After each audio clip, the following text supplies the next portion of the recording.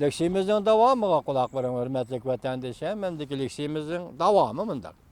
Amerika Qo'shma Shtatlarining davlat ishlar kotibi Rex Tillerson ve Devlet Müdafiə Ministri James Mattis'le bu rayonni Asiya Tinch okeani rayonini ziyorat qilganda Jungo, Yaponiya, Koreya rahbarlari kapolat berib bunday ko'rsatdi.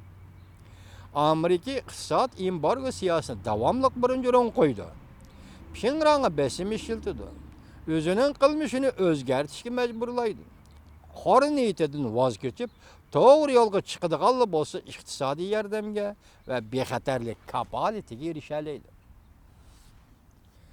Onundan başqa yaqinda bir qatimliq Çavşan masalasi to'g'risida Amerika bexatarlik tekshirishida embargo bilan besim ishlatishning muhimligini ta'kidlagan. Çavşan bilan savdo qilayotgan Jungo banklari va shirkatlariga zarba bermoqchi bo'lgan. İki davlat rahbarlari yana boshqa masalalarni muhokama qiladi. Jungoning Janubiy dengizda harbiy harakat qilishni azaytish. Ta'tir farq Prezident Trump suhbat so'zlashadigan eng muhim temalarning biridir. Prezident Trump hukumat Çavşan tahdidini hal qilish bo'yicha barliq masalalarni ustiga qo'ydigan bo'lganlikdan kishilar faraz qilib mundaq deyishdi. Prezident Trump Reis Xi Jinping bilan savdo va bu rayonning bexatarligi bo'yicha ko'p qatlamli kelishim hosil qilishi mumkin. Koreyalik tadqiqotchi Yong mundaq ko'rsatdi. Washington Beijingga yetarlik yo'l qo'yamdi yo'q. Shuning bilan Pyongyang bilan bo'ladigan munosabatda Beijing negizlik o'zgarish hosil qilamdi yo'q. Koreyalik tadqiqotchi Bongbong mundaq deydi. Washington Beijingning Janubiy Jungo dengiziga egilik huquq talab qo'yishi va Beijingning Tayvan to'g'risidagi maydonini ma'lum darajada qo'llab, Jungoning kishilik huquq dafsanda qilishini tanqid qilmay, Jungoning Çavşanga qattiq besim ishlatishini qo'lga keltirishi mumkin.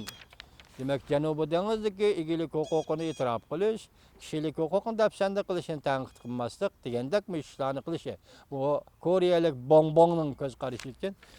Asiyada siyosiy odam chiqqanligini ilhom berish kerak dedi. Pul muomala gazeti ziyorat qilgan jarayonda muxbir Prezident Trampga mundaq savol qo'ydi. Amerika Jungo bilan sozlashdi. Beijing bilan Pyongyang besim ishlatishni qo'lga keltirish uchun almashtirish sharti sifatida Amerika shundan keyin Çavşan yerim orlidan askar chekindirish mumkinmi dedi. Prezident Trump muxbirga javob berib mundaq dedi. Jungo Çavşan masalasini hal qilmaydi ekan, biz o'zimiz hal qilamiz. Mening sana aytib berdiganim mana mushular. Mesela Çavşanning masalasi to'g'risida Jungo yordam qildigan bo'lsa, Amerika Qo'shma Shtatlari Çavşan yarim orlidan askar chekindirish mumkinmi degan savolga, muxbirning savoliga Prezident Trump'dan deb javob berdi. Agar Jungo yordam qilmaydi ekan, Çavşanning masalasi o'zimiz hal qilamiz. Prezident Trump qilchim Rossiya qilmaydigan so'z iboralar bilan Prezident Trump hukumatining a'zolarining aloqador obzorlari mundaq bir ko'z qarashni ilgari surdi. U bo'lsa-mu, Prezident Trump Çavşan tahdidini qurol kuchi bilan hal qilish mumkin. Prezident Trump'ning so'zlari, Prezident Trump hukumat kabinet a'zolarining obzorlari bu to'g'ridagi hammasi qo'shganda gap bir deydi. Pul muomala gazetining muxbiri Prezident Trump Çavşan tahdidini qurol kuchi bilan hal qilishi mumkin. Amerika Qo'shma Shtatlarining davlat ishlar kotibi Tillerson Seulni ziyorat qilganda mundaq ko'rsatgan.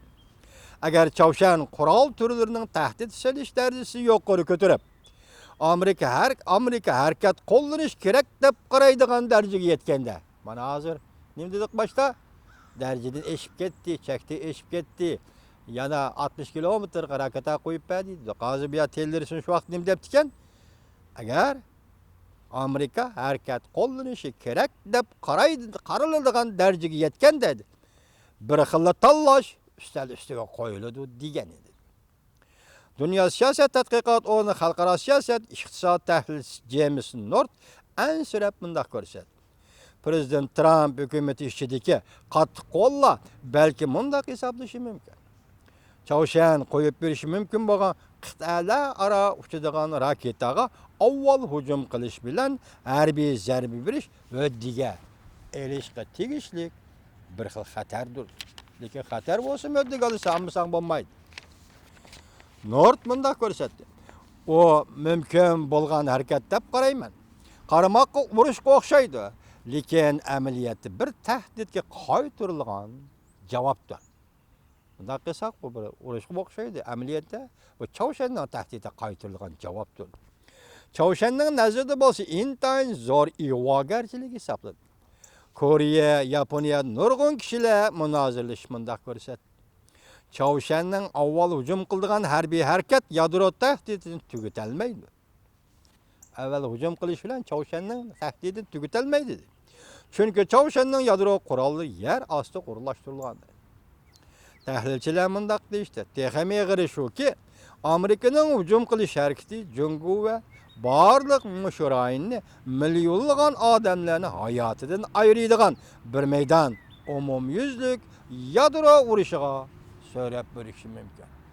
Her nima deylik-ki, vatandaşlarım, biz kim buluşumuzun qat'i nazar mayli Jungo'nun düşmanı bo'laylik, mayli tez yo'lda hal qilish tarafdorlari bo'laylik. Agar vaqa taraqqiy qilib, yadro qurollari ishlatadigan darajaga yetadigan bo'lsa, Xudo saqlasin.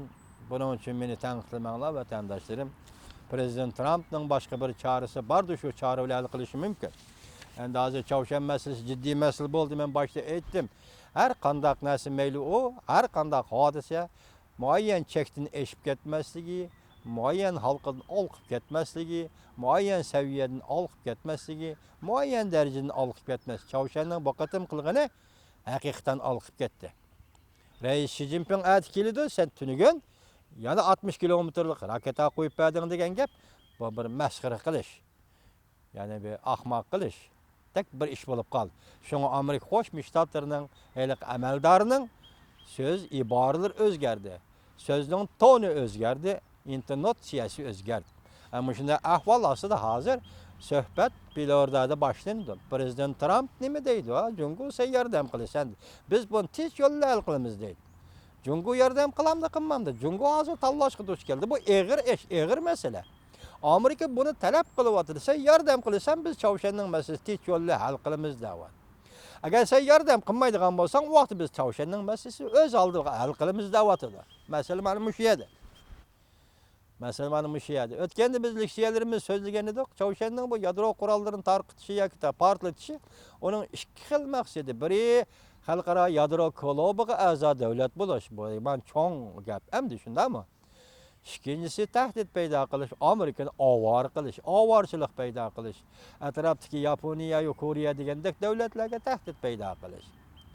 Yani bir tarafdan aytganda Jungoning yo'l yo'rig'i bo'yicha ish qilayotgan bo'lishi mumkin. Shunga hozir xalqaro jamiyat Jungo sening ta'siring zo'r Çavuşan masalasida bu rolni sen o'ylashing kerak deydi.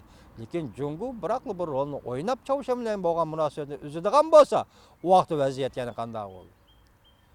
Agar Jungo jim turib olib, bu masalani yani Amerika Qo'shma Shtatlari va demokratik davlatlar o'z oldiga hal qiladigan bo'lsa, u vaqtda vaziyat qanday bo'ladi?